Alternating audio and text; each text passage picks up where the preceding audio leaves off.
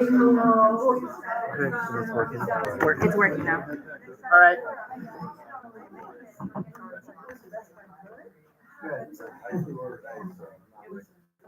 So, good afternoon. Thank you for being here. This is very exciting.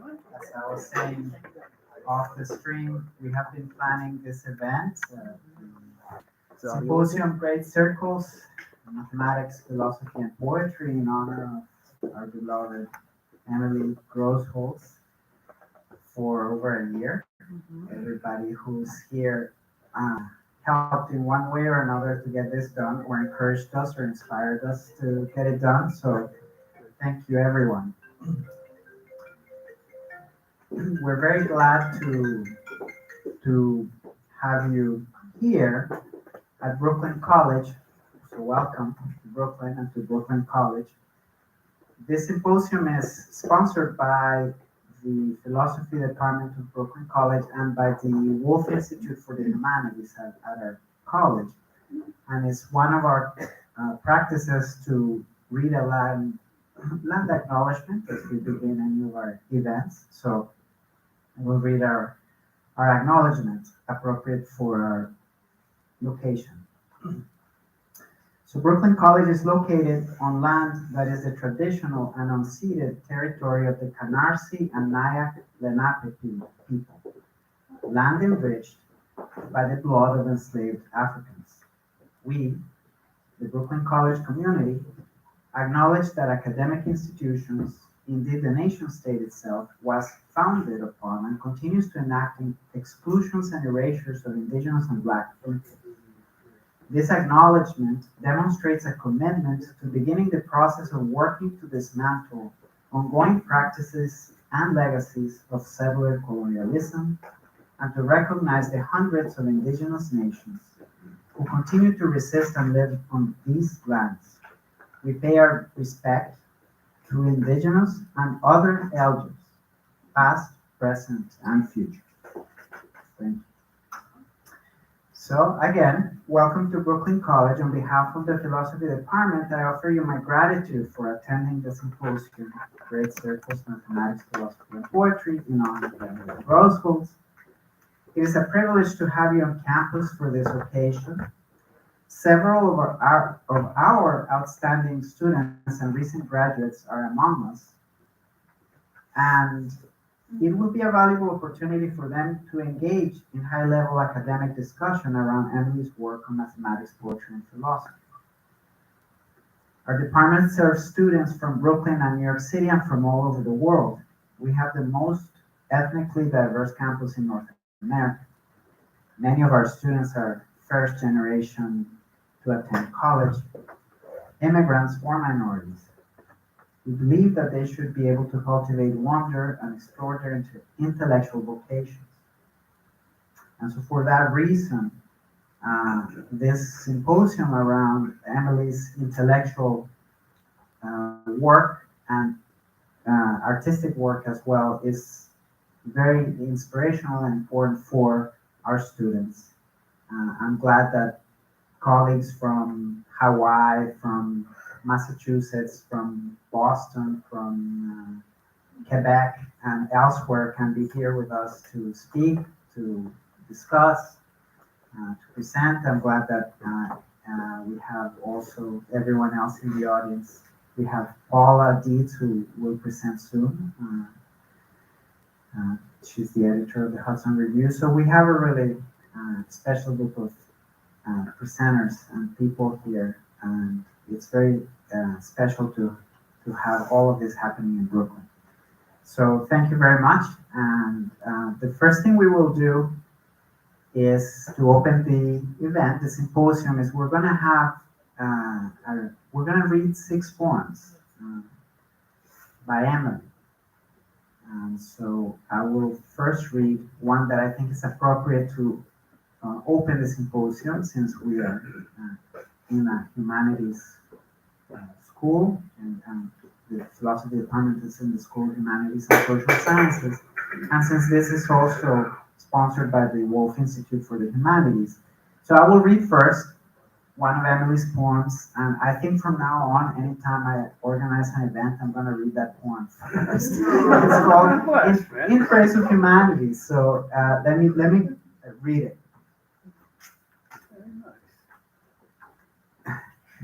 Bob was just I was telling Bob that I hope I only have 1 year or a 1-term gig as chairperson. And Bob was telling me, well, there are very few people in the humanities who are like adept at administrating. So who knows? Maybe I'll do more than one. But if I end up doing these kinds of things, I really will always read this poem at the beginning of any event. So here we go. Pardon me because I don't. There's one line in German that I do not pronounce correctly. But other than that, will work. In Praise of the Humanities, with the annotation variations on Erwin Panofsky's The History of Art as a Humanities Discipline. 9 days before his death, Immanuel Kant received his doctorate. Ill and nearly blind, he rose up, trembling, from his chair. The physician realized Kant would not sit down again till he was seated. Das Gefühl für Humanität hat mich noch nicht verlassen. The visitor was moved, almost to tears. Humanitas has 2 opposed, clear meanings. Cicero gave the classical formulation opposing men to beasts, respect for moral values, and a gracious blend of learning and urbanity. Now we might call it culture. The Middle Ages overturned this concept by another, opposing humanity to God and linking it with transience, frailty. Humanitas caduca. The Renaissance notion, our inheritance, is thoroughly ambivalent, combining the dignity of man, freedom and reason, and limits, error, sin, mortality. This marriage yields the cardinal modern virtues, responsibility and tolerance. The humanist, then, rejects authority, but he respects tradition. What use are the humanities as such? Admittedly, they are not practical and focus upon the past. Why should we bother to think about the past? The answer to both questions is just the same, because the real concerns us. The life of contemplation is no less real than the active life, nor is what it bestows on reality less central. As for the past, it's no more puzzling than the elusive now. Grasping reality requires a fair detachment from the present. The sciences arrest what otherwise would slip away, but the humanities enliven what would otherwise be dead. A subtle difference exists in Latin between scientia and eruditio. Scientia's possession, mastery. Eruditio is a process, more like wisdom. History, Ficino wrote, is needed not just to make our lives agreeable, but to extend their moral significance, to make what's absent present, rejuvenate old things, bestow experience on the young. Indeed, it makes of every man and Noah. We live as many centuries as span our knowledge of history, a rainbow fleeting in itself that stays across the lucid gray of consciousness.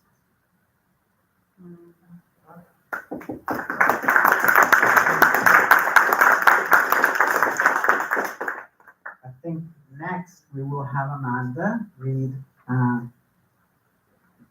Perceptual Acquaintance. Amanda Hicks from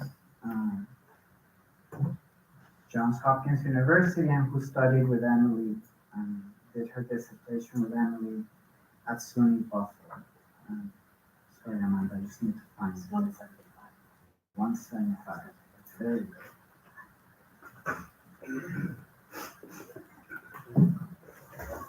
I'm reading this poem because Kathy Kemp couldn't be here. She very much wanted to read this. She even proposed perceptual acquaintance as a title for the symposium, and so it's a great honor that I get to read it for Emily and also for Kathy. So thank you. An oak that bears 10,000 leaves celebrates summer by my rented house. Clouds cover and display the sun. Objective but not formal presences enter directly the attentive mind. They are, in fact, and always far away. As we walk underneath them, looking out into the cloud of green, the leaving mist, 10,000 swift appearances that we, assembling, come to recognize. They do not happen to us formally. How could thought enclose a Japanese garden, woven cloud and bonsai oak, or open like the starry dome half of heaven really brought inside? Neither in arrogance nor terror, turn to the great external company that we have never touched with hand or eye, and yet encompass with a fine awareness that allows its own awareness. Distance is grace. Whatever fell into the eye itself could not be seen.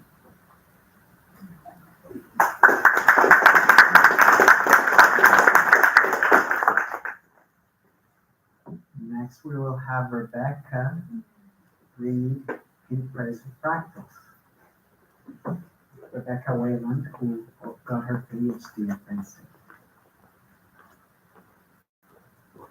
This poem actually appeared in Scientific American, as well as some of Emily's poetry collections. In Praise of Fractals, Variations on the Introduction to the Fractal Geometry of Nature by Benoit Mandelbrot. Euclid's geometry cannot describe, nor Apollonius's, the shape of mountains, puddles, clouds, peninsulas, or trees. Clouds are never spheres, nor mountains cones, nor ponderosa pines. Bark is not smooth, and where the land and sea so variously lie about each other and lightly kiss, is no hyperbola. Compared with Euclid's elementary forms, nature, loosening her hair, exhibits patterns, sweetly disarrayed, afloat, uncombed, not simply of a higher degree, N, but rather of an altogether different level of complexity. The number of the scales of distances describing her is almost infinite. How shall we study the morphology of the amorphous? Mandelbrot solved the conundrum by inventing fractals, a lineage of shapes fretted by chance, whose regularities are all statistical, like Brownian motion, whose fine configurations turn out to be the same at every scale. Some fractal sets are curves, space-filling curves, or complex surfaces. Others are wholly disconnected dusts. Others are just too odd to have a name. Poincaré once observed, there may be questions that we choose to ask, but others ask themselves. Sometimes for centuries, while no one's listened, but others ask themselves sometimes for centuries while no one listens. Questions that ask themselves without repose may come to rest at last in someone's mind. So Mandelbrot in time designed his fractal brood to be admired, not merely for its formal elegance as mathematical structure, but power to interpret curl by curl, nature's coiffure of molecules and mountains. What revolution of ideas disjoins the 19th century from ours? Cantor's set of nested, missing thirds, Pinot's curve of fractal dimension. Mandelbrot's fractals counter the old rule of simple continuity, domesticating what short-sightedly was once considered monstrous. Nature embraces monsters as her own, encouraging the pensive mathematician to find anomaly inherent in creatures all around us. The masters of infinity, Cantor, Pinot, Hausdorff, and Lebesgue, discovered sets not in the end transcendent, but immanent, Spinoza's darling cause. Imagination shoots the breeze with nature, and what they speak, mathematics, as they flirt, reveals itself surprisingly effective in science, a wrought gift we don't deserve or seek or understand. So let us just be grateful and hope that it goes on, although our joy is always balanced by our bafflement.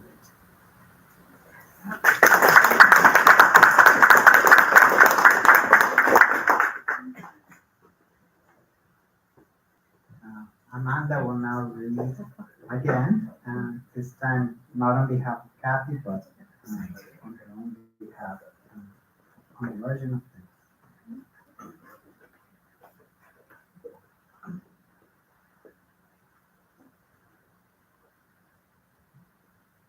This is one of the poems that Emily has actually translated from prose.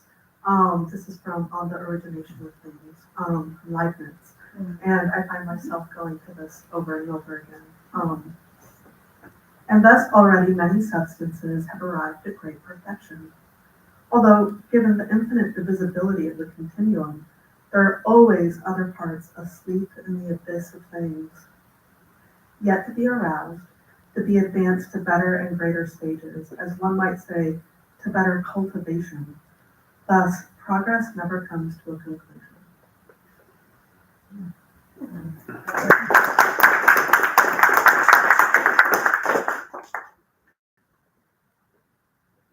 Okay, and the next two poems are, we chose them because they are, I would say, more personal and homage both to Bob. It's a poem that Emily wrote for Bob, her husband, and then another one for her mother. So the first one is Willows, and we will ask Frank Perkins to read it, who's visiting us from Hawaii. University of Hawaii. 277.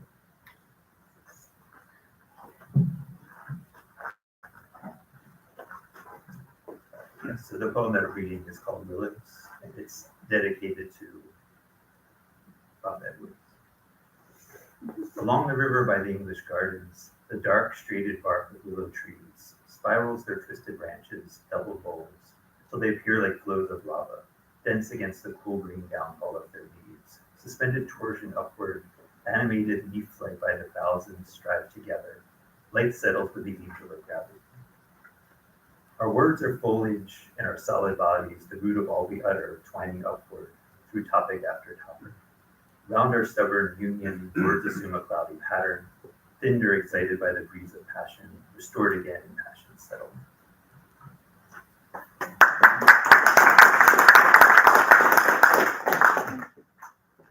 Okay, and now Jenna Cherkasova, who is visiting from Suffolk University and studied with Emily at Penn State. She will be reading, well, I'll let you give the title. Let me just get the page.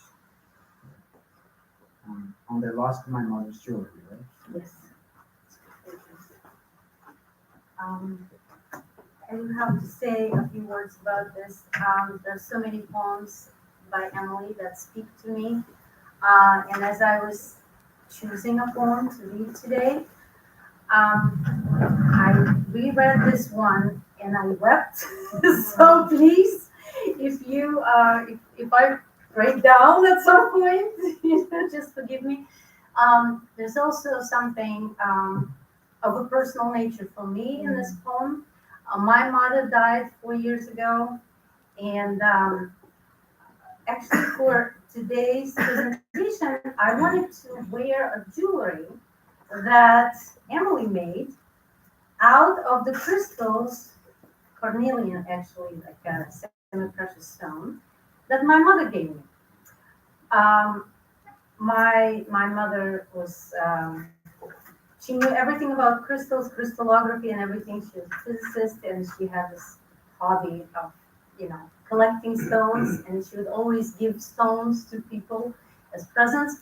And so I showed them to Emily and I said, they're so pretty, but I don't know exactly what, how to wear them. And Emily said, oh, I'll string them for you. String them together. And she made this beautiful necklace, which I was able to, I was planning to wear it today.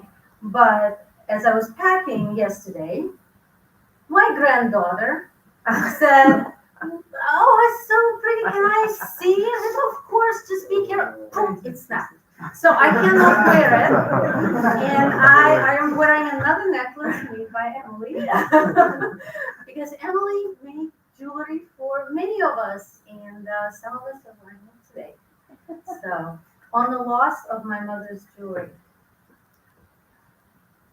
One ring was sapphire, ocean in a circle of foam, split diamonds. Another, 2 drops of blood, rubies, a teardrop between. As long as I knew my mother, feared her, loved her, her hands, like emblems, carried them. Bracelets of solid gold, filigree of leaf and stem, necklace of little pearls, coiled gold, brooches, pins with butterflies, worn by her mother, grandmother's aunts. I have lost count of all that was lost. The old trove she left me in trust. The box is empty now, like a mouth in winter. Not a pearl left, small as a seed. No link of gold dust, kernel of amber. I have lost count of tears shed and wasted. The line of inheritance severed. I never will wear again those ornaments worn once on throat and hands I love, as I love my own. They're now laid by in darkness that seals lost things away, which covers my mother as well. Her life's treasuries slipped from her early. My loss is nothing to hers. But where shall I lay it all up, my corrupt treasure in heaven, now that the haven is plundered? What have her hands emptied twice over left me? Memories, grief, regret. She left me enough. My life in its prime, bright circle with seeds of blood dark at the center. Gold chains of tenderness, pain, deep blue in the heart's mirrors. Blind eyes, look here. I still wear them.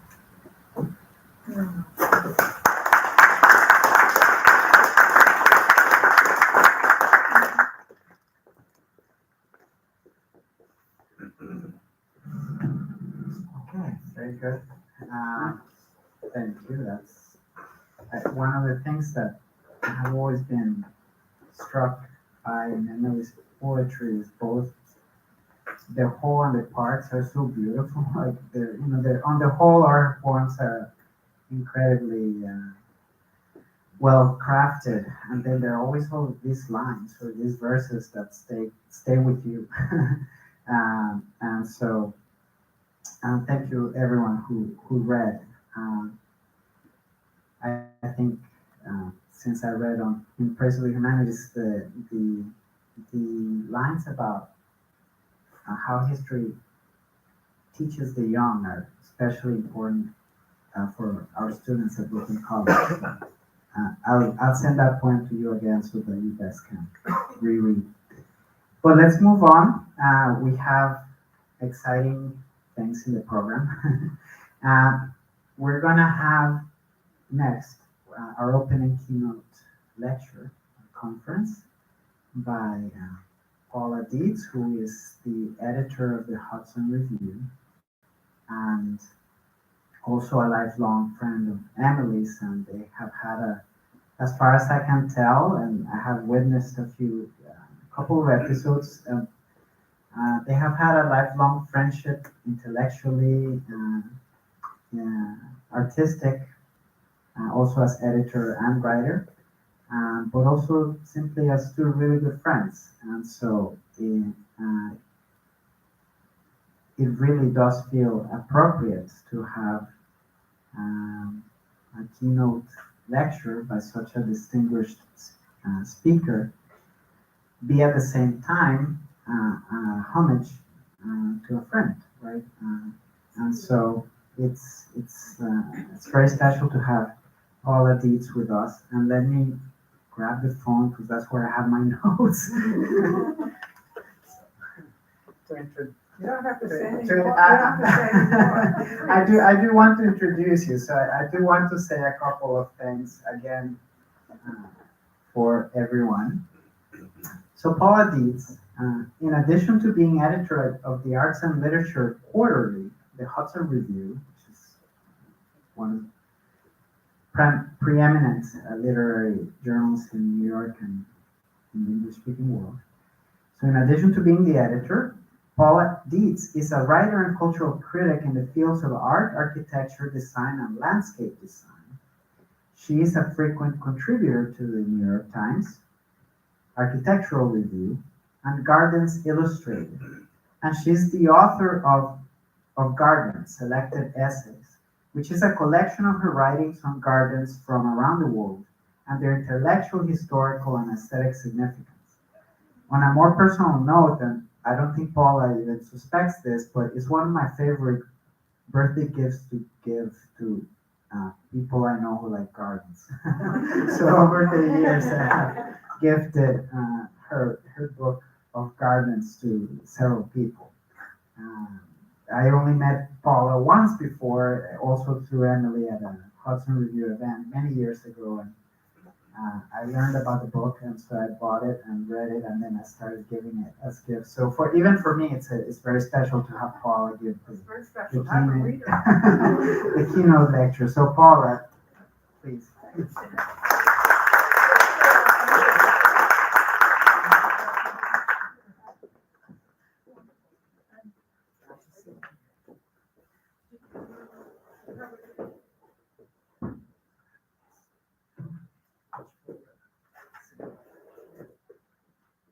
Where did the book go? Because I'd like to have, where did the book go? Oh, Jenny had the book. Yeah, okay. Bring back here, I'd love to have that. Because of its cover. Thank you. Thank you so much. Great. Anyway.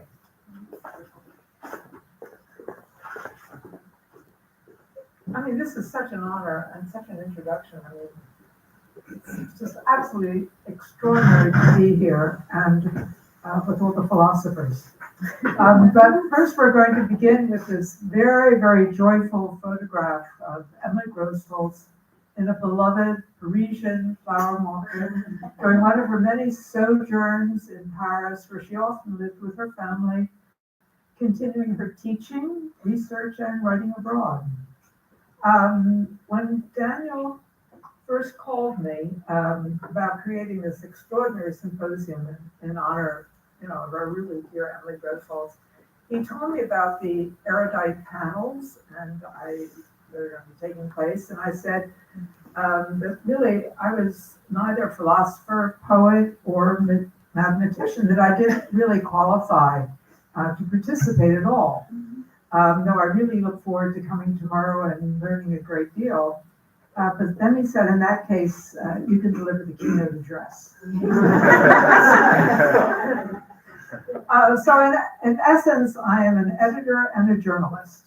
So I approach my talk from these two directions.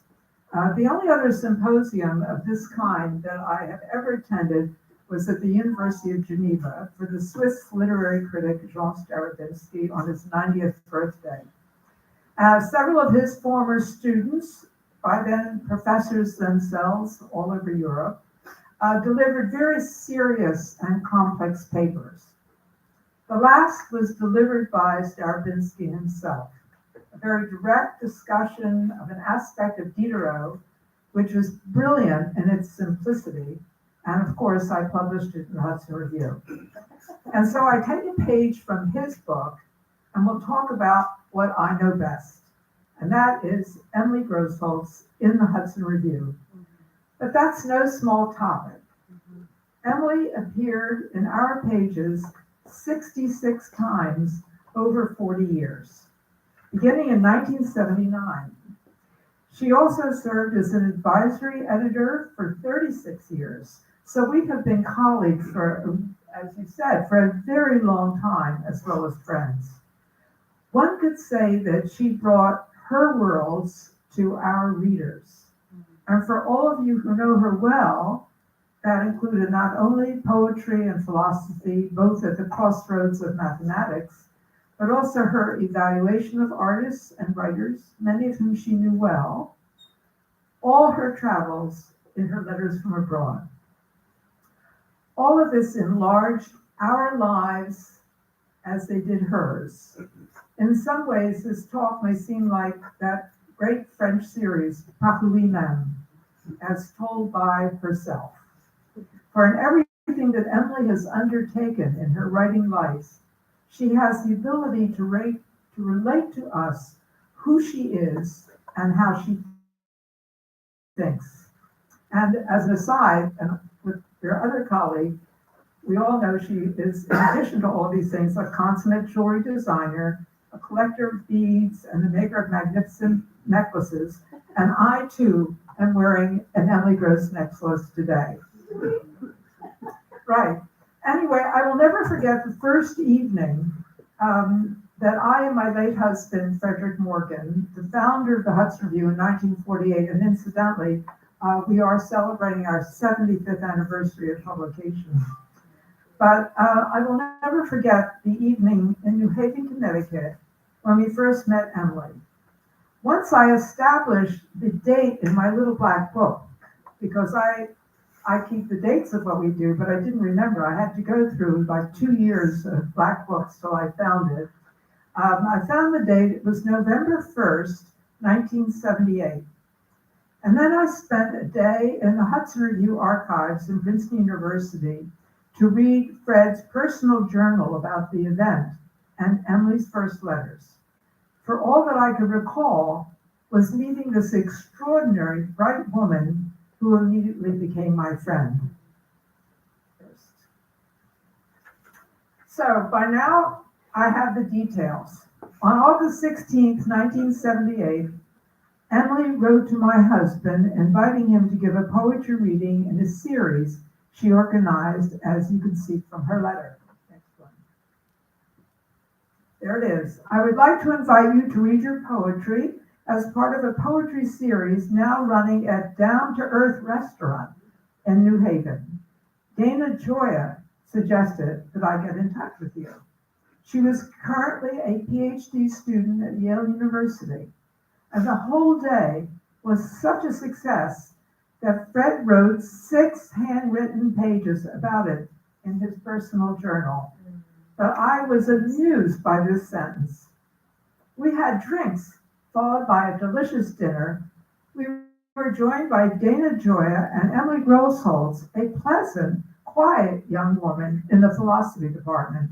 Not my first opinion, I might add, recalling our lively, very lively conversations. Following the event, Fred quotes the various reactions to the reading. Alfred Korn complimented me on a formidable reading. Dana Joy said it was marvelous, and Emily Grosholz, the best they have had. And that comment pleased Fred Morgan no end. And it was a splendid occasion. The best part of it was meeting Emily for the first time. During the gathering that followed, Emily and I must have had a serious conversation about the advantages of travel and the importance of living abroad, because her first correspondence with me was a personal postcard from Athens. Dear Paula, it's true what you said about the effects of transplanting. I've had a change full and eye-opening 2 weeks in Athens. On November 6th, just days after the reading, we received a thank you letter from Emily, including her first submission of poems. I'm sending some poems as I said I would.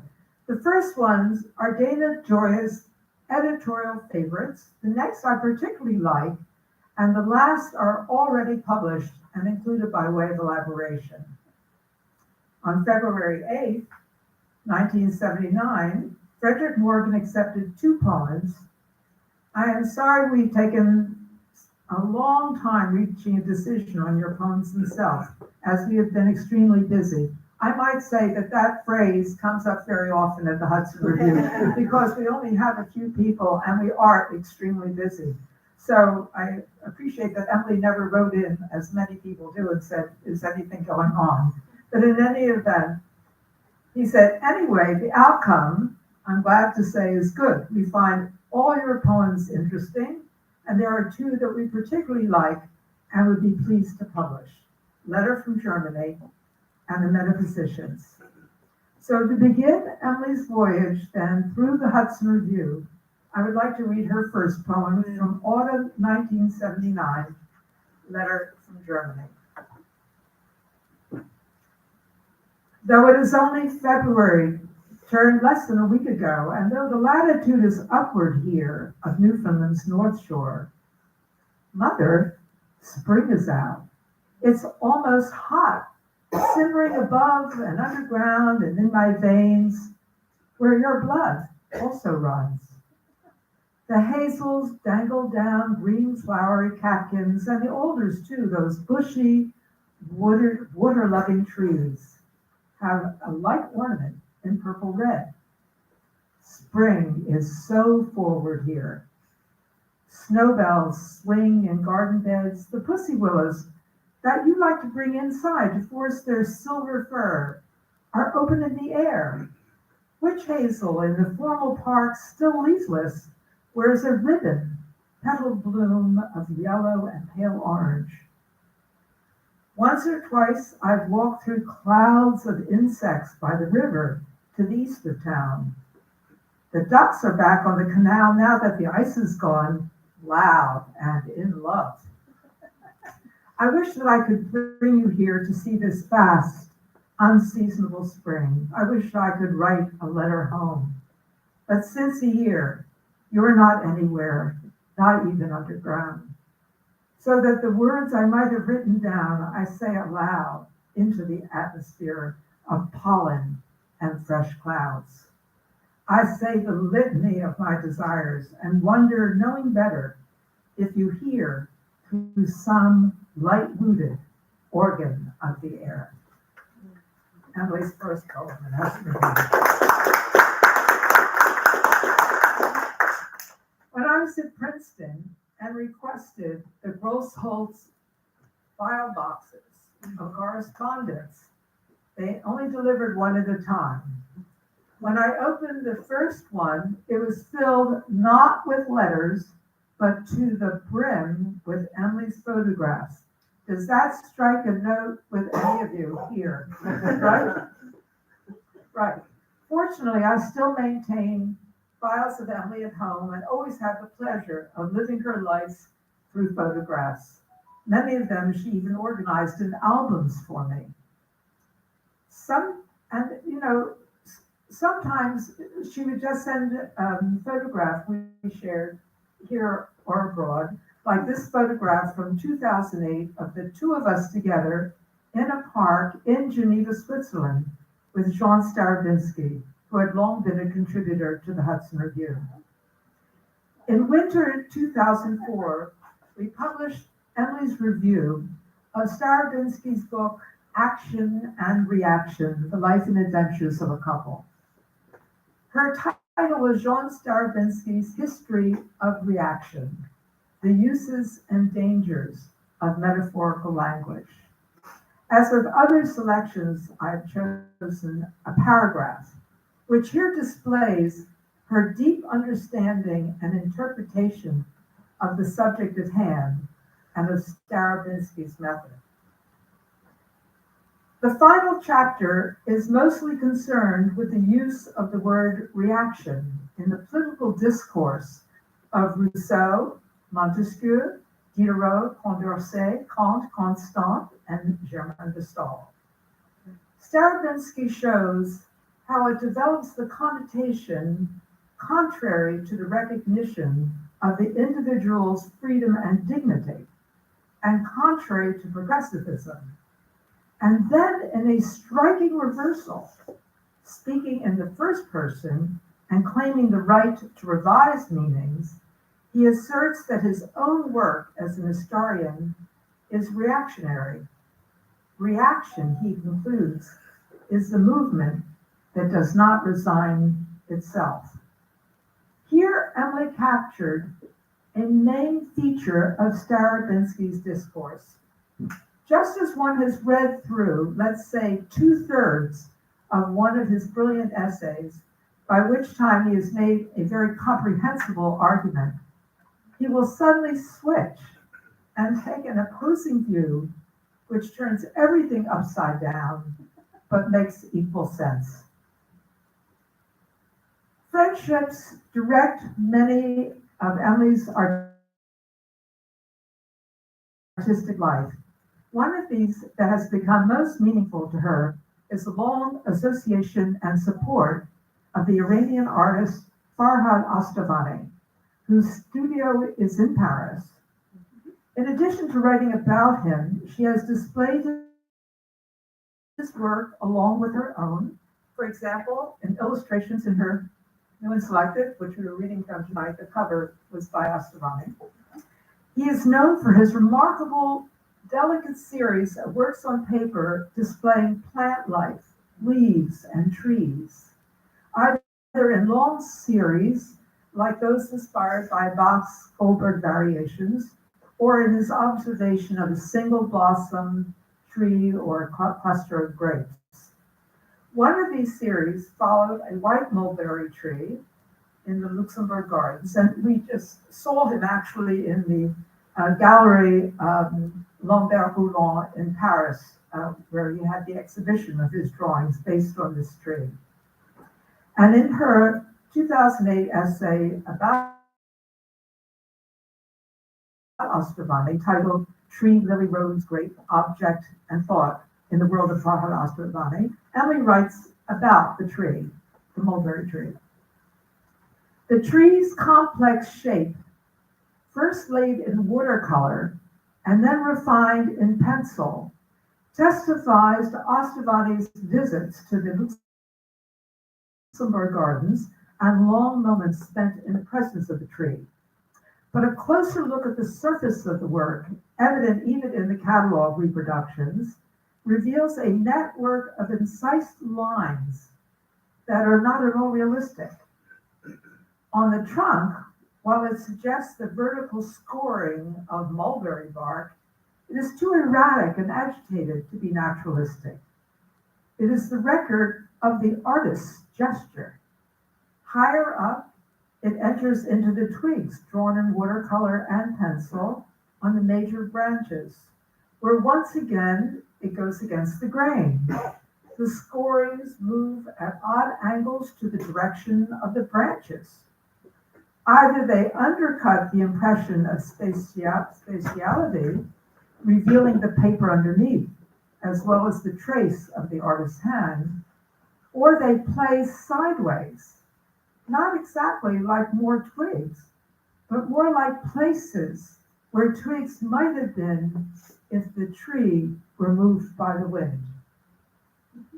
Actually, I have to admit that I actually own this drawing now, and after I reread this to include it, I went up the drawing to look at it. I had never really noticed the branches that were not connected at all, but that are the figment of what it would be if we had the wind. It was just a brilliant observation. Further on, she engages his study of lilies. In a small square book entitled Lilium Lilium, Astavani assembled about 50 studies of 3 lilies as they fade from February to May in a sketchbook whose pages are dated. At first glance, one notices the image on each page of a single flower and the beautiful lines the artist discovered in it as it drooped and withered. But the carefully excluded lily is white, and the paper of the sketchbook is white. A third element is needed to set off one from the other. On the second page of the notebook, February 18th, which is here on the right, precisely delineated contours and delicate shading help to define the stem, the lowered flower, and a couple of leaves. But behind it, Ostavani adds a dark, rectangular backdrop, drawn in thicker, heavier pencil, deep black, surrounding the flower that thins to a grayer black at the edges, where the grain of the paper shows through, and the agitated trace of the artist's hand is more apparent. The lily stands out against it like a ghost or a pale actor in the spotlight, engulfed by the depths of the stage and black velvet curtains. Just always those curtains, just brilliant idea, right? So one of Emily's closest personal friends, truly a colleague in all her literary and intellectual ventures, was Yves Bonnefoy. The French poet, essayist, art and literary critic, translator, and editor, as he is described. She has published some of the finest translations of his poems, and they're also available in programs of performances in which his poems are lyrics for art songs. In her 1990 essay, Hope and Illusion in a Late Age, The Poetics of Yves Bonnefoy, she reviews his selected essays titled The Act and the Place of Poetry. As the noted translator of Shakespeare's plays into French, Bonnefoy, in one of his essays, surprisingly compares Macbeth with Romeo and Juliet, claiming that both Macbeth and Romeo constantly deceive themselves and withdraw from the created world and human society by retreating into illusion, thus failing to assess and engage in reality. And Emily writes, the interplay between presence and illusion lies at the heart of Bonnefoy's poetics. Illusions are beautiful, plentiful, cheap, and especially seductive to writers. The gleam of presence remains our sole reliable guide to charity and effective action, but it is heartbreakingly elusive. And our frustration, we often suppose we have captured and domesticated presence. But presence so confined invariably pales into illusion. This conclusion can be a topic for more conversation tomorrow. Actually, I'm going to read it again. If you don't mind, I'm going to read it again because it's very direct, but it's very deep, if you don't mind. So the interplay between presence and illusion lies at the heart of Bonnefoy's poetics. Illusions are beautiful, plentiful, cheap, and especially seductive to writers. The gleam of presence remains our sole reliable guide to charity and effective action, but it is heartbreakingly elusive. In our frustration, we often suppose that we have captured and domesticated presence, but presence so confined invariably pales into illusion. So Anne Stevenson, the American British poet, essayist, and biographer, was the subject of Emily's essay in 2009 called Compacting Time, Anne Stevenson's Poems of Memory. Here is her introductory paragraph that sets the tone as she delves into discussions engaging theories of periodicity. What we say about time is that it passes. Yet to know that it passes, we must remember and anticipate. Memory works strangely on the passage of time, however, for to remember is to make past moments present. If time's passage is like a line, then memory bends the line into a circle, or rather into a spiral. For we know very well that when we revisit the past in memory, we are not in the past, but have only made the past present for a while. And we know that our reliving of the past is imperfect. We have forgotten some of the details, or repressed them, or polished them up with the glamour of delusion, hope, or love. A paragraph like that stays with one forever and becomes part of one's own past, as it were.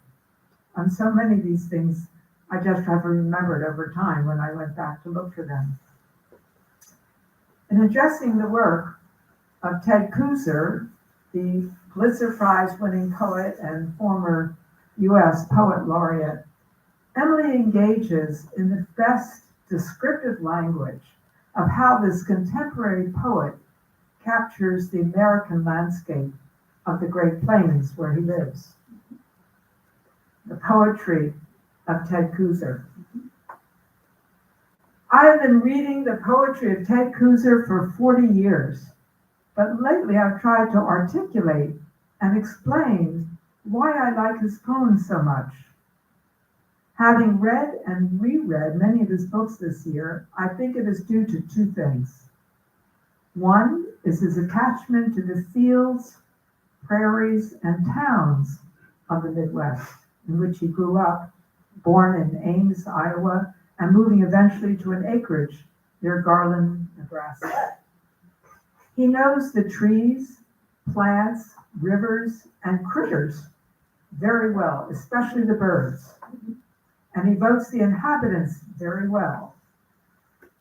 Those he lives with and those he sees at a glance, along with notably the mechanical devices, machines, and cars they use at home, on the streets, and in the fields. This explains the second reason I admire his poems: his power of metaphorical transformation, of metamorphosis. His poems turn a flashlight into the moon in the eyes of critters, and a dead fly into a crashed black sedan. A dog's whimper becomes the whine of a chilly wind. A ruined church turns into a barn, hen houses, and a bell for the firehouse. And the wind becomes an old man in an apple orchard. These transformations are always surprising, but they are never frivolous or arbitrary. When Kooser mixes up and identifies things, we usually think of as quite disparate. He always manages to reveal hidden aspects of reality, of life.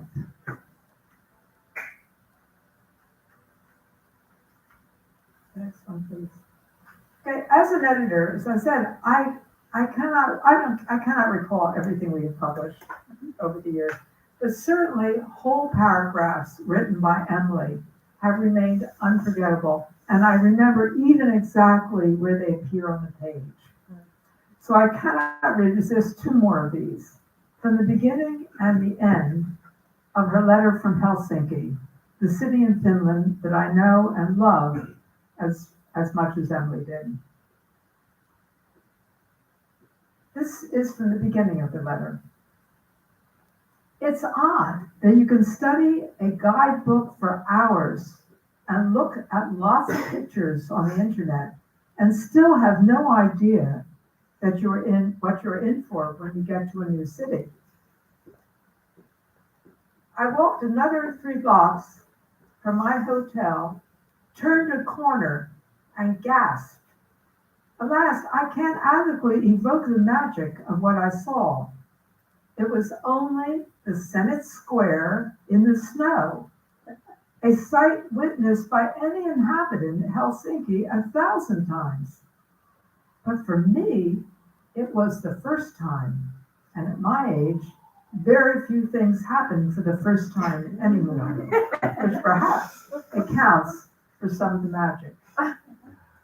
After Finland's long domination by Sweden ended in 1812, the Senate Square was designed to announce of an autonomous Grand Duchy of Russia. So all these buildings are built in the neoclassical style, like those of St. Petersburg, elegant Greek temple facades, painted in white or pastel yellows.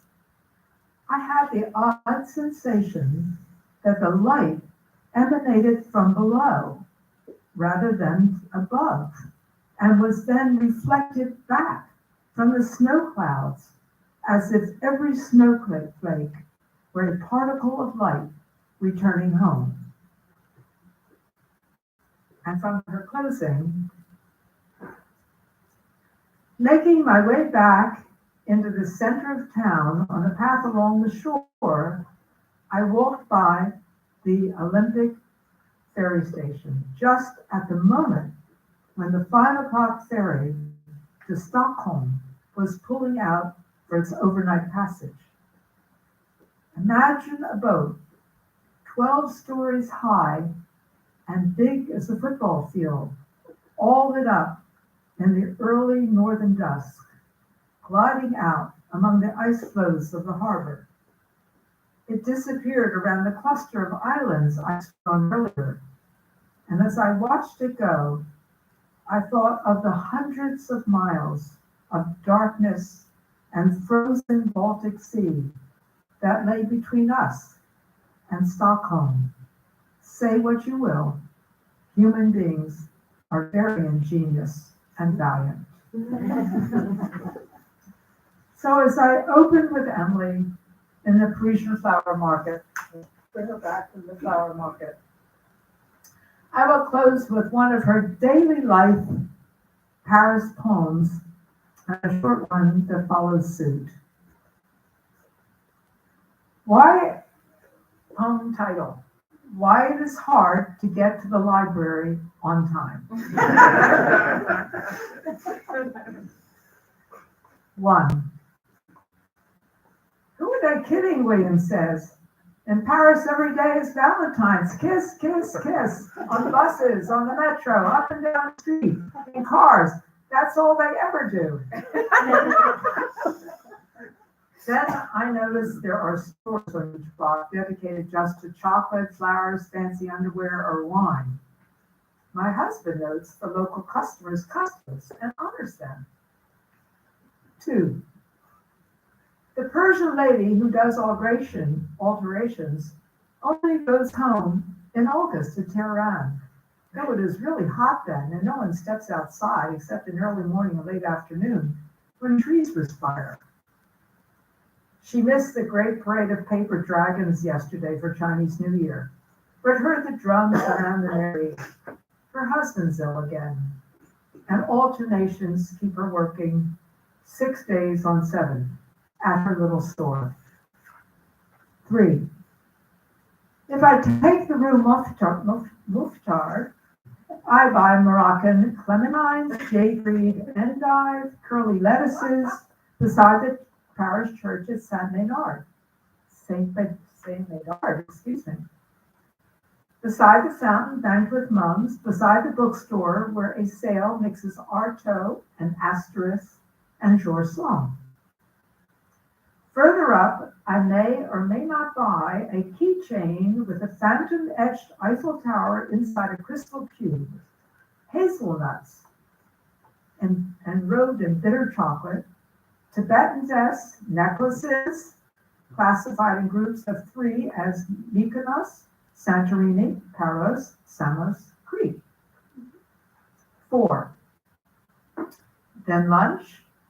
My oldest child, my wanderer who often comes this way with only a few euros in his pocket, he found the best panini stand.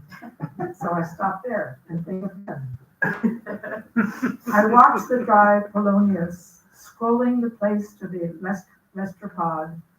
I hope they'll bloom again in May, a cool extravagance of lavender and gold, the way they always have.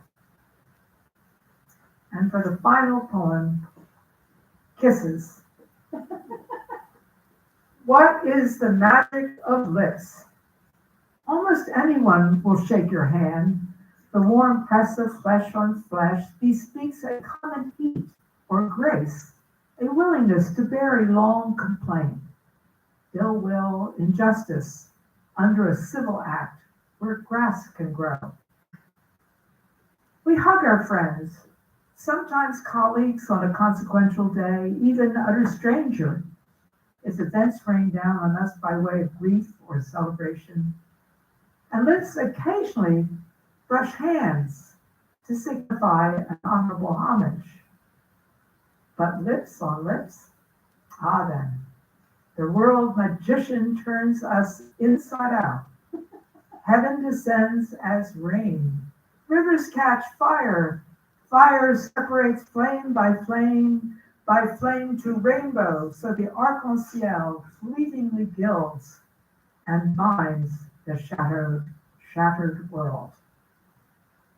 So thank you, Emily Grosholz, with all my heart, for enriching the Hudson Review and my life as an editor.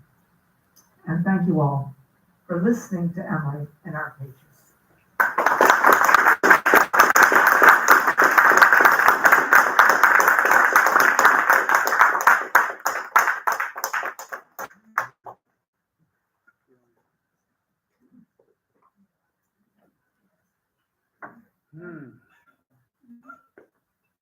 So thank you, Paula, for a wonderful lecture and remembrance of Emily's trajectory in the pages of the Hudson Review, and really as a writer and friend to you.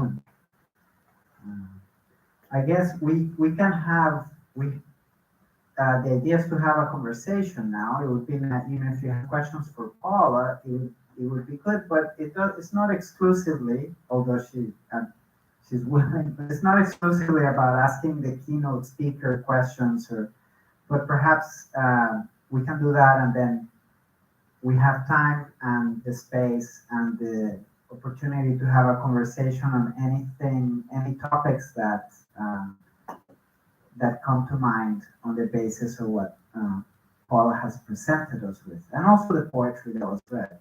So maybe we can have space for some questions for Paula, but also for conversation.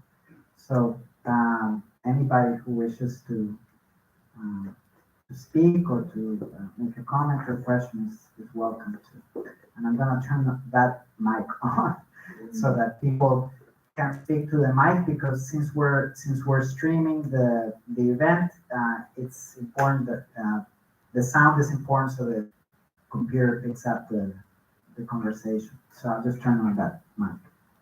Think of your questions.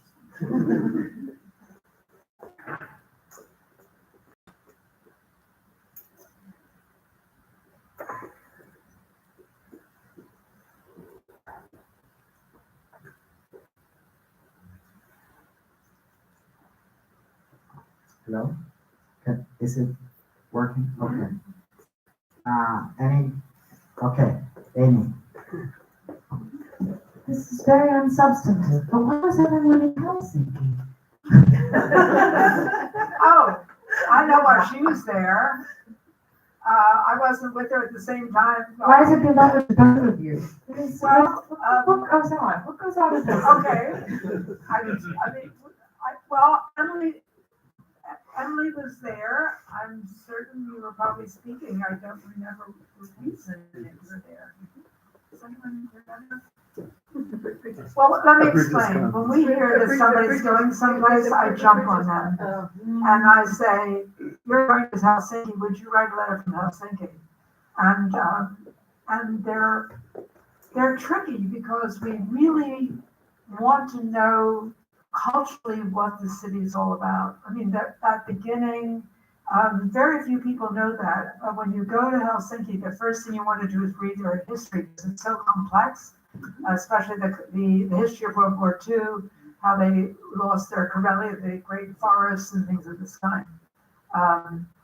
And my problem is that I don't remember always why my people are going places. I just remember that it's just, I'm very selfish. I was, because of my writing about architecture, that I was invited by the government actually to come when they opened their new Museum of Art and Design, which was in a wonderful schoolhouse. And actually, just to elaborate on her experience, I told them that I only wanted to come when it had snowed. So would you please let me know, and I will come on a dime, but I will only come then. And they finally called me and said, it's just so sad this winter. It hasn't snowed at all. You know, it was like New York last year. We had no snow. And I said, all right, kind of all right. And I got my ticket. And lo and behold, they had a blizzard the night I flew over. And I didn't have I was there, and I remember there was a beautiful museum that had just been opened. It was all glass. It looked like an ice in the snow. And my first appointment wasn't until noon because I flew overnight. They were being kind to me. So at 7 o'clock, I got to my hotel, and I immediately went to Senate Square and had exactly the same experience. And I never told her about it. It's just when she wrote her letter, she wrote it back. But that I had already read about the fact of the architecture and I wanted to see it. And there are domed churches, onion domed churches. It's totally like Little Russia in that area, and it's really spectacular, So I highly recommend it. But if you ever go to Helsinki, read the history of Finland because it's so extraordinary. How it went back and forth. And so many, even for example, the great library of Aalto, is in Russia now, and you can go see it by train. But it's so much of Finland was lost, and now with what's going on in Ukraine, it's really the same thing, right? Yeah, it's a good question. Yes. I just have an observation. So I was really, those poems, they were quite a revelation. I really enjoyed hearing them. And what really struck me was the generosity of the poems, because like the way that you would take something that you love, like poems of another poet or art of an artist, and study them with such care and then recognize them. And in your poetry, I think that's very beautiful, very generous, and really this has this interesting combination of being really a student and an observer and a lover of these things, and it all comes out, and then the generosity of you sharing your admiration and joy in the poetry, and I really appreciate that. I thought it was beautiful. Good.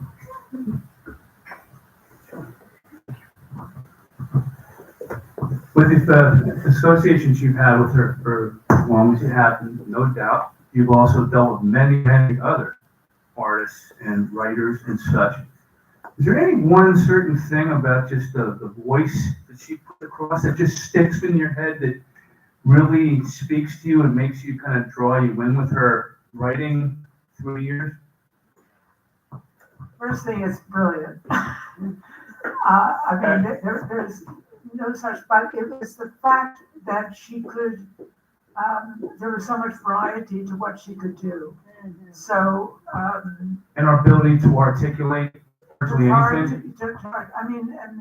When I read the Stravinsky, when I read that paragraph she done, I've been thinking for years, just that idea of how he switches and the fact that she picked that up and was able to express that. For me, was just so perfect. If Emily just been a poet, that would have been very exciting. But can you imagine to have a writer who writes poetry, who can write literary criticism? And of course, literary criticism is really very, very important. So that's for you. And I really can recommend. First thing, let me say, this is like the publicity. Our 75th anniversary issue is completely online. We wanted everyone to be able to read it without being a subscriber online. And there's a letter by my late husband, that the magazine was founded in 48. And in 1951, he wrote a letter to Ezra Pound, who was then incarcerated in St. Elizabeth's Hospital. And they were in communication. And it was his feeling about what it was to be editor of the Hudson Review. And what he said at that time is still true, that we must have literary criticism. Really not not by only friends. I mean, it has to be, direct, really, really honest literary criticism. And so when you have a writer like Emily who could do that, it's very important. Right. Who would like? Bob, Bob, I'm sorry, of course. Sure. I was going to add one small footnote to answer Helsinki. Why there? yeah. It Right was into the a speak into the Bridges conference, actually, that I think Emily was at. A Bridges conference, which is a group that tries to join science and mathematics and the visual arts. So it must have taken place over several days then. Yeah. Right, But well, you have to be able to walk to the outer islands. yes, yes. Right. So while I have the microphone, may I ask you, what do you look for when you have people who want to contribute to the magazine? Yeah, I'm sorry, I'm getting the over. That is, how do you move people from a kind of academic writing to the kind of writing that you need for the journal?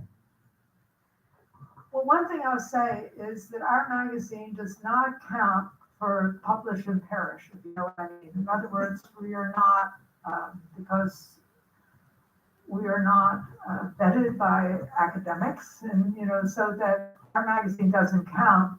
A publication in a magazine does not help you get tenure, is what I'm trying to say. We look for, first thing, we look for clarity and excellence. Those are the two things. And we're not really interested in the kind of academic, sometimes incomprehensible prose, essentially. Right, but you. I mean, people can we publish many academics, let me say that. We publish many academics, but what they do for us cannot be the kind of work they do for an academic journal. Yeah. Yes?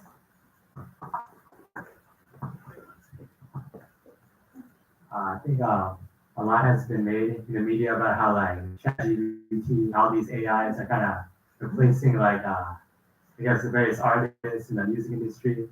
Would you ever like publish something made by ChatGPT or like another AI? Well, we're not going to use AI, but actually one of the things that annoys me terribly, somebody got a new program and just start typing a letter and it sort of tells you what words you need text. And I'm going to turn that off immediately. You're not my boss. But you know something, but we're interested in, I mean, for example, if somebody wrote some marvelous piece, talking about what the place of that is in our civilization, I would certainly consider it. I mean, I'm really open to anything. We are not telling people what to write, let me say that.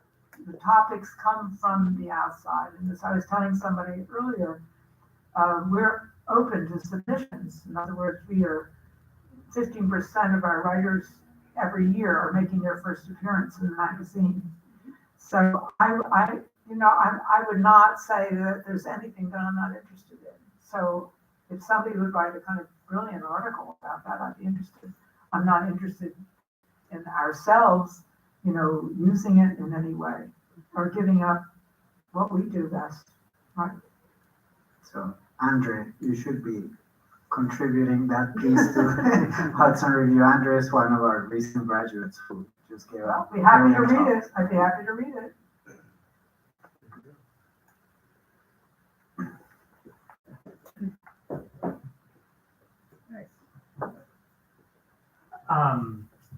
Well, thank you for your really thorough intellectual history of, I really feel like my mother's contributions to the Hudson Review over the years constitute a pretty clear picture of what she has thought about. And so it's wonderful to have those documents in a single repository. My question is, Emily has also worked as an editor for you and helped to Yes. discover and foster other poets and writers over the years. Do you have any fond memories or reflections about her work in that capacity? Absolutely, yes. So as I said, she's been an advisory editor of the magazine, and I will tell you how that works. I'm delighted to. We get unsolicited manuscripts. We have reading periods of 3 months for each, for fiction, poetry, and nonfiction. And Emily was an advisory editor, primarily for poetry, though I would consult with her. So the advisory editors are all experts in their field. So just let me say this, that in literary criticism, if somebody comes in with an article on Robert Frost, I might like it, but I'm not reading what the magazines, what other people are doing. So I will send it to an advisory editor who really knows Frost and will say, oh, no, that's been written. You can't do that. That's already been talked about. So the poetry would come in and we read it in the office to begin with. I have one of my editors who majored in poetry and is very good at just reading all the first submissions that come in. And then we would send a group of these to 3 poetry advisory editors.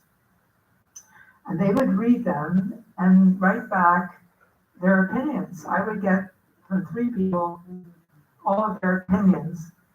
And then it was my job to make the selection. And it was very, very interesting because 2 would agree, 3 would agree, sometimes just, so I would read them and I would live with it for like a week usually to see how I felt.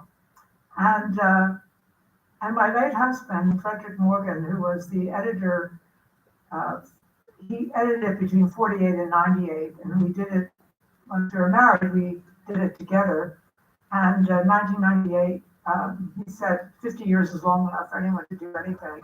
Yeah. He said, so either you can just do your journalism or you can take it over. And he said, but take 6 months to make the decision. I don't want you to decide right away. I don't know whether any of you in reading Middlemarch remember there's a scene between Casaubon and Dorothea where his wife, where he asks her to take on his work after he dies, and they're out in the park and he's talking to her and she goes out for a walk to make a decision, and when she comes back he's dead. So she didn't have to make the decision. We always would laugh about that. But anyway, but I couldn't give up the Hudson Review. It's too much fun, actually. It's an adventure every day. So I mix my writing and do it together. But he said to me at that time, don't worry, you'll make mistakes. You'll reject something that's good, or you'll accept something maybe it isn't as good. So I feel very free after I get their opinions to make a decision. So I make the final decisions. I mean, it sounds like very strange to say that out loud, but here I am. And it's very exciting, but their opinions were incredibly important because I would see something either neater or in some style of it that I would not have noticed myself. So I'm very, very indebted. And Emily did it for 36 years, and it was just wonderful to have her voice always. And it's interesting now that you bring it up, though, because I would never call them. I would simply go. I would never call them back and say, can we discuss this poem a little bit more? I just took their opinions. And they were, very short. And anyway, I'm grateful to her for all that time. And we do the same with with nonfiction. I'm right now in my nonfiction reading period. I get about 100 essays a year, and so far we've accepted only 2. So it's pretty strict. And I always tell people, when you want to submit to the Hudson Review, please look at the Hudson Review first. Right. And I think very few people do. Right. Yeah. Another question, please? I have one. What people think about the last thing you said about how editing the Hudson Review is an adventure. Yes.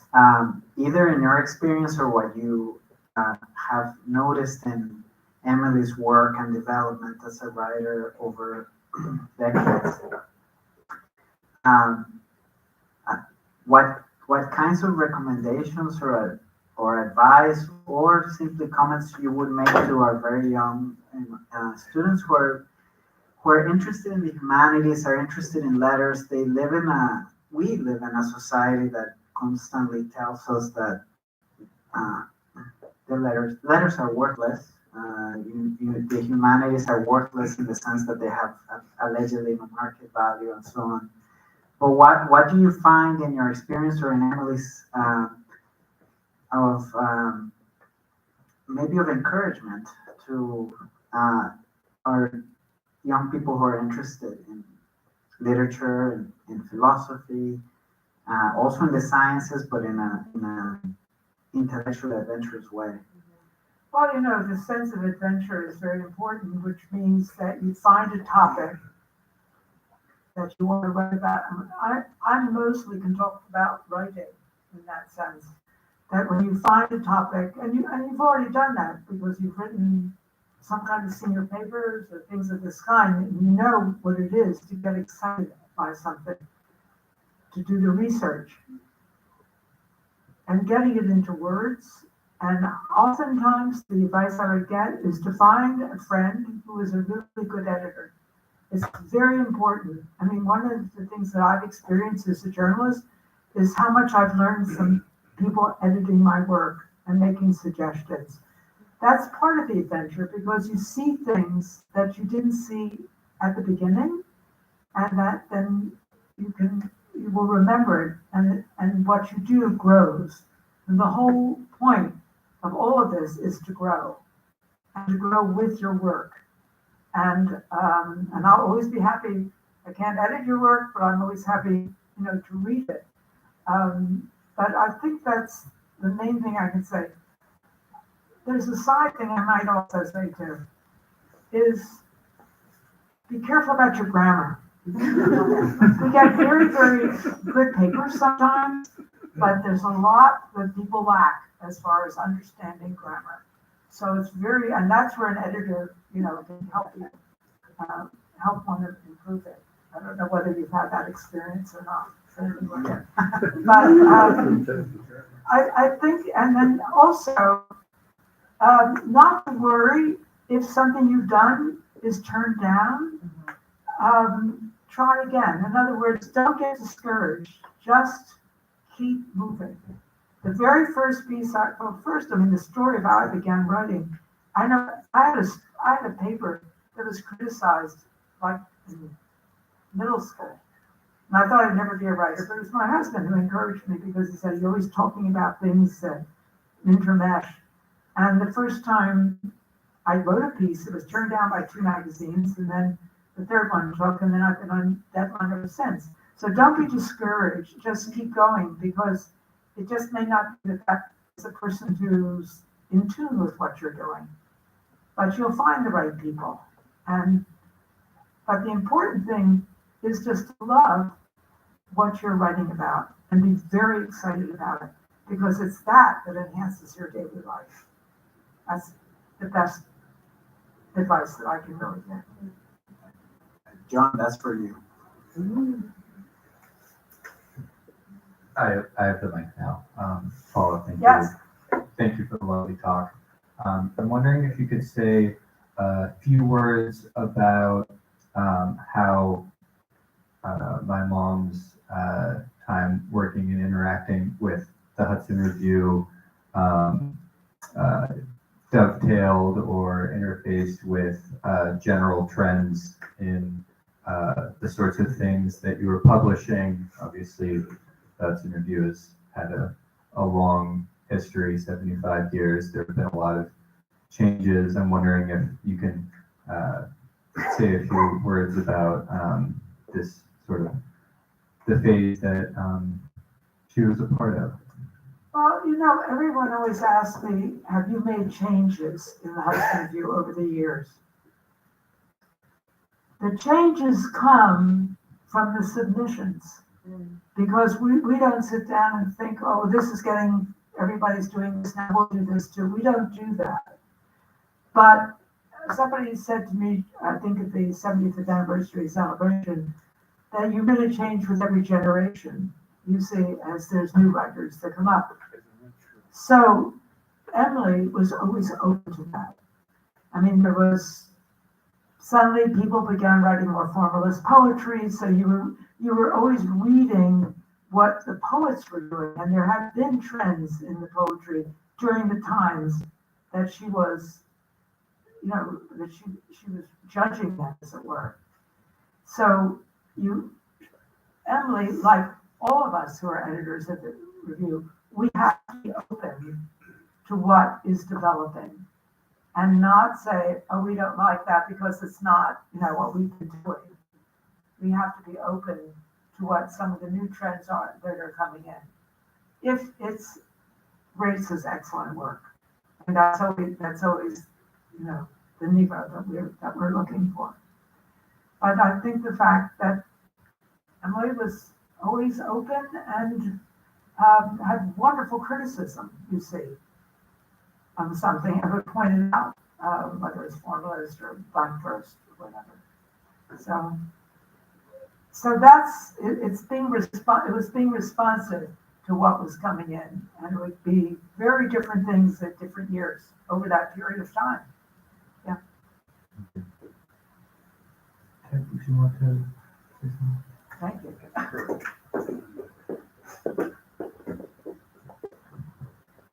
So, yeah, I really appreciated all your observations, and you're learning a lot more about my sister's writing.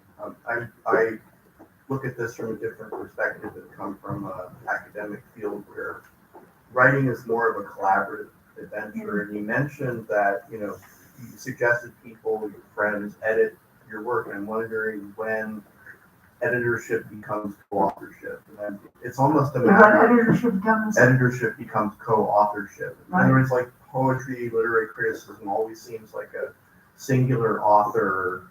But then, do you see ways in which that the product of several people or more than one person?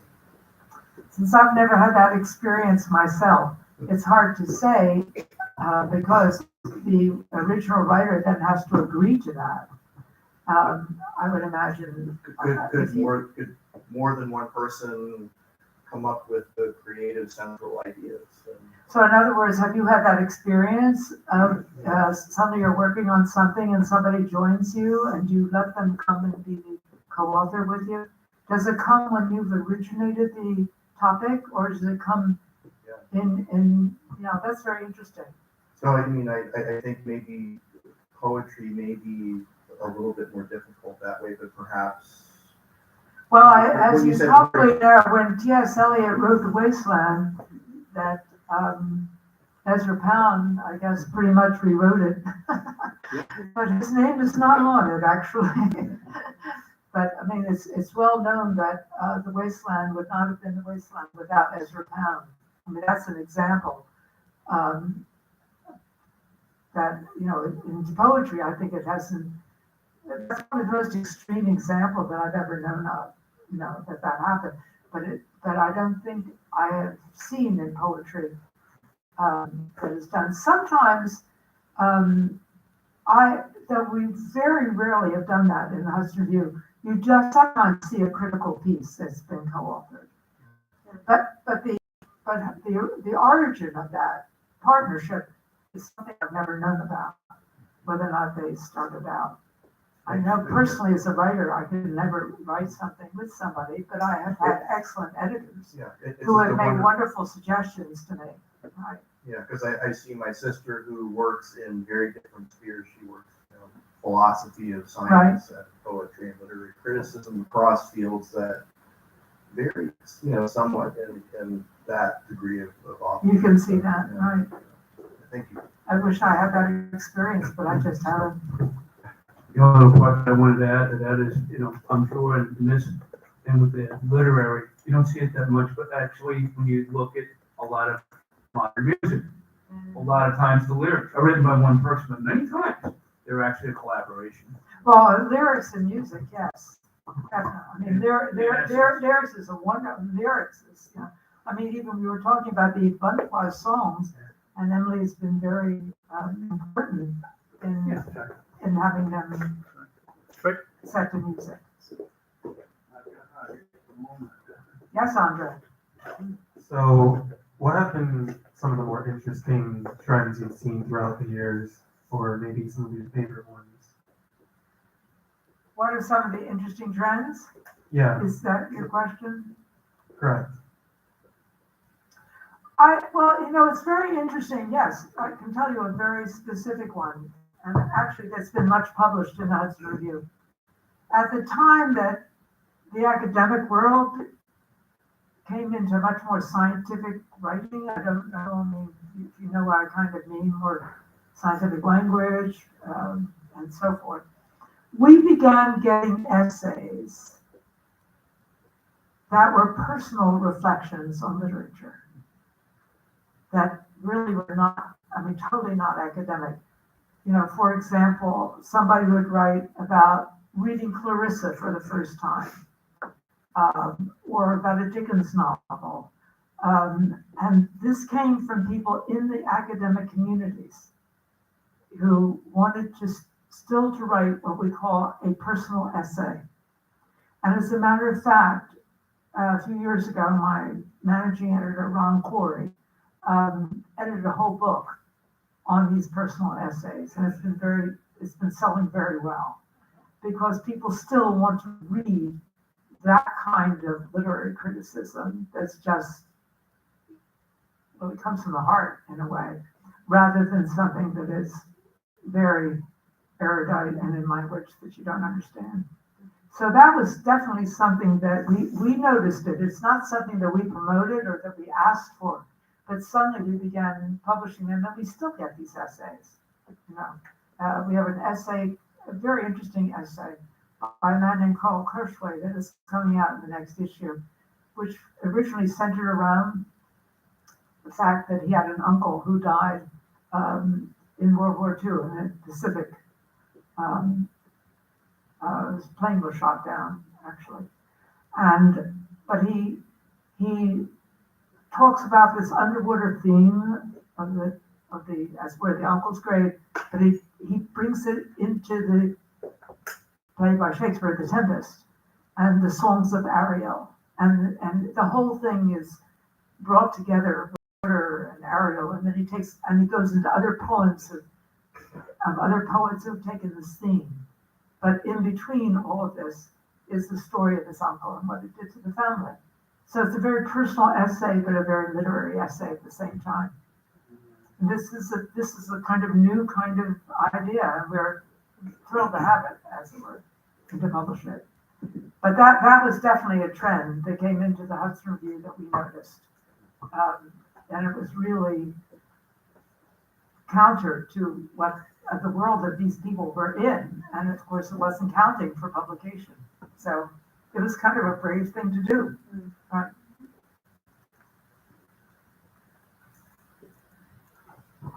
Hi, I'm gonna say two things. First, Emily, that the poem that was read that ended in the line, like progress has no conclusion. That's gonna stick with me. I feel like ever since I just heard that, I can't get it out of my head. And I think it's quite a remarkable line. So thank you for that. Paula, I really enjoyed the talk that you gave. It was beautiful. I've not known much about Emily before coming here today, and hearing everything that you've had to say about her is wonderful. The friendship sounds so brilliant, and hearing about all of her work and its tremendous impact on you and everybody here is just so great to hear about. And I could tell that there's a deep admiration from you for her. And one thing that I find myself curious about is how her work has enriched your work, or has, enriched your passion for the work that you do. It's a great question. Really great. One of the reasons that when my husband turned the magazine over to me is exactly that, is that I learn every day. I mean, it's like being in graduate school the rest of your life. I mean, it is. Without my moving, as it were, just being there and reading every day, people like Emily. I can't tell you, it's something I would have never probably done on my own without being editor of Hudson Review. I mean, I have my own interests, I'm a journalist of something totally different, landscape architecture. So without this critical literary life, I would be an entirely different person. And it comes to me, all the time. So I'm indebted to my writers, for the life that I now live. And that's the best way I think I can answer that, if that it gives you an answer, right?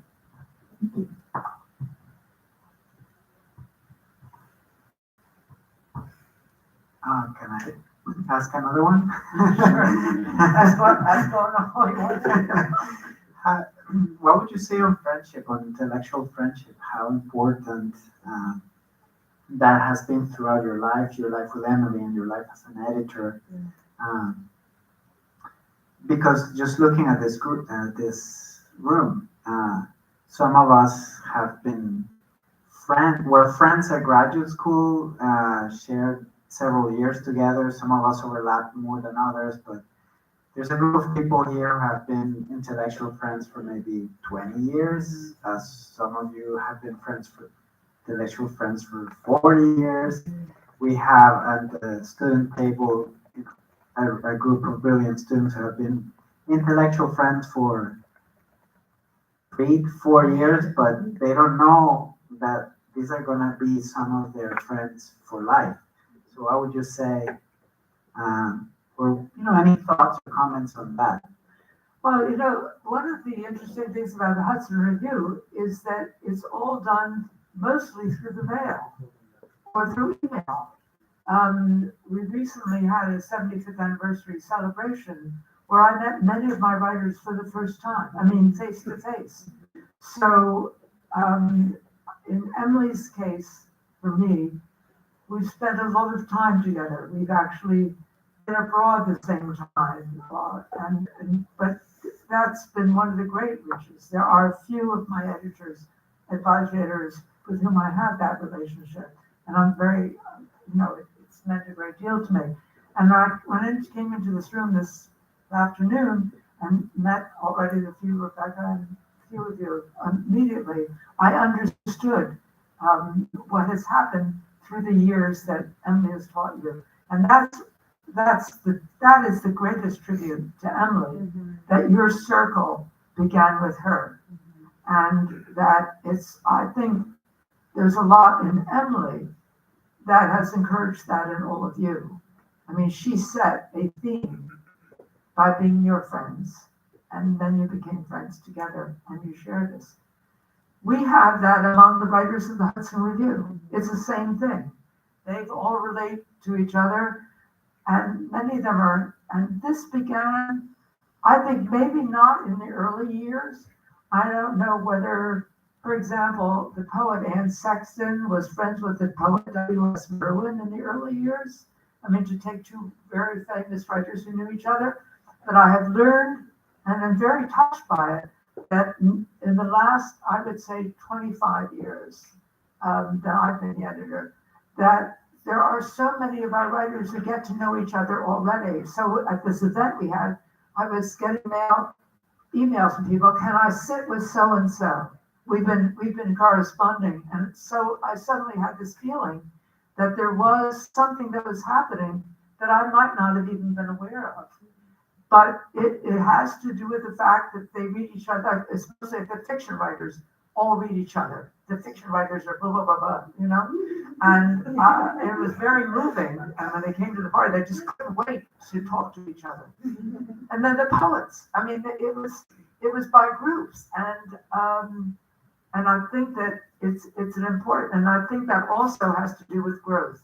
You know, that as you meet other people, you learn something, and that becomes part of your life. I think that learning from friends, you know, and I have other things in my life, other projects I'm working on, and you're just very grateful for that human connection that really just enhances, you know, what you do every day.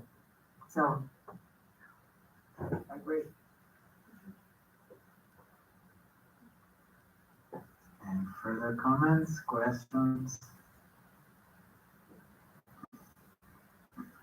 I guess, yeah, I don't have the mic, but can people hear me? I'll get the mic. I hear you on that.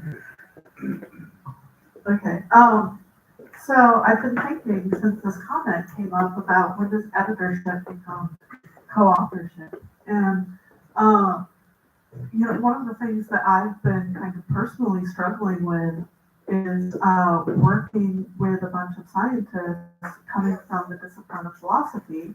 And now I'm supposed to be reading co-authored papers. I don't know how to do this, right? This is hard.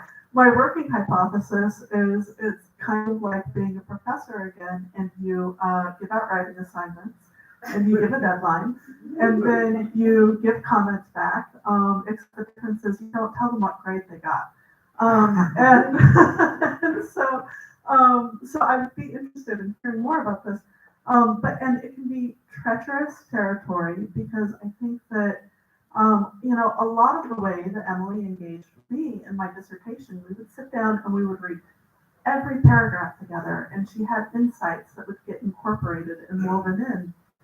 And I think that perhaps there is right, and we're also talking a lot about generosity, right? Intellectual friendship. And so I think that perhaps there might be a perception and a misperception that the disciplines where you're sole authored are very ego-driven, right? That there's one person on there because that one person is getting the glory and the credit.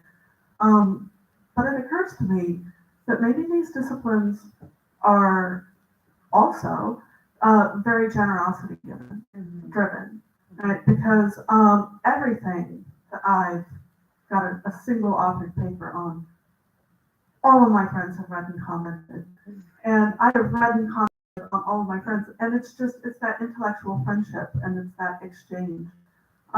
So I don't really have a question, but Danny said this could be a conversation.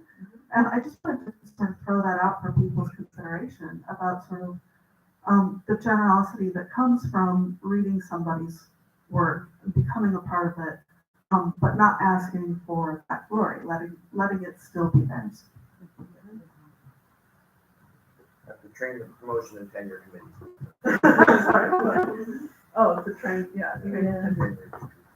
I'm not chasing that train, so.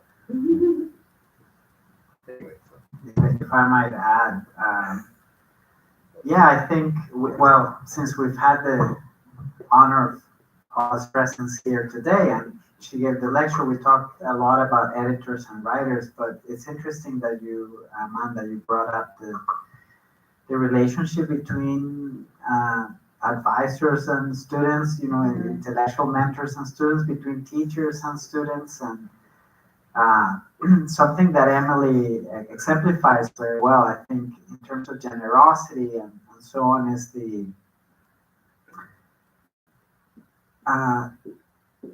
she always, at least when she was my mentor and advisor, I always had the sense that she was helping my ideas grow, right? And she didn't have any desire to see her ideas reproduced in my own writing, or for me to be a sort of follower or clone or whatever. But it was generosity about, okay, how can I help this student develop his ideas? And I learned that from Emily, also from some other generous professors at Penn State, in my case.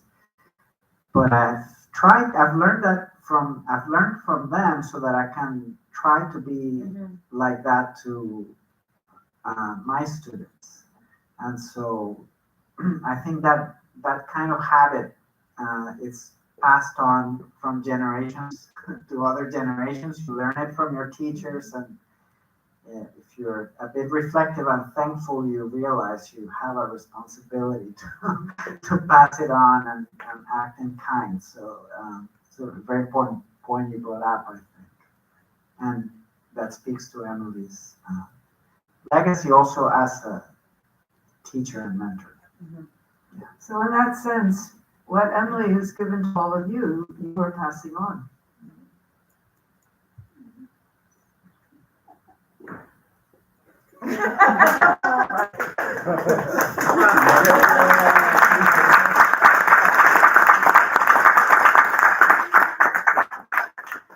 I think that's a wonderful conclusion. We can finalize formally our event for today, and then once we have finalized it, I'll just say bye from the podium so that people on the streaming can see me, and then we'll make plans for socializing. So, as I was saying, thank you all again. Thank you, Paula, for a wonderful lecture and conversation. Thank you, everyone, for your contributions, students, Emily's former students, colleagues, Emily, of course, and her family. We'll continue tomorrow. Tomorrow we will have a wonderful academic celebration. We're going to have 2 panels. One on poetry, mathematics, and scientific philosophy, mathematics, and scientific discovery. Another one on philosophy and literature, and then Professor Franklin Perkins from University of Hawaii will be giving a keynote lecture to close our event on Leibniz's philosophy. So we have a wonderful day coming up tomorrow, but as we go, everybody's invited to dinner. If you want to come out and continue celebrating, I'll give you the details in a second. So thank you all, and let's thank Paul again.